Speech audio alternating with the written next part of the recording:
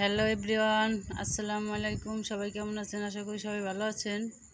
এই পাত্রে রান্না করছে খিচুড়ি না?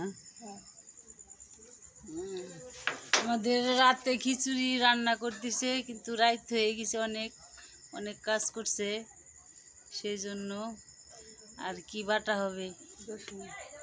রসুন আর মরিচ, শুকনা মরিচ বাটা, কালি জিরে বাটা আছে। তো সেই স্বাদ হয়েছে, সেই মজা। এটা হচ্ছে রসুন, তেল দিয়ে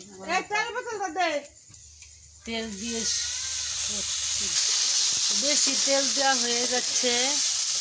সুন্দর করে ভেজে নিয়ে সাইডে বাটলে শুকনো মরিচ দিয়ে অনেক মজা লাগে, সেই স্বাদ।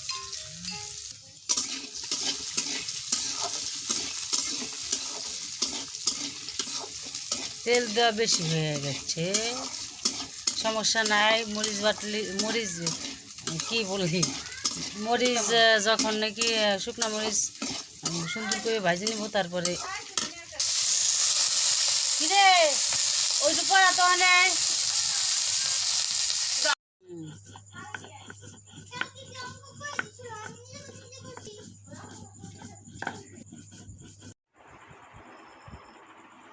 খিচুড়ি আর মরিচ বাটা, সেই স্বাদ।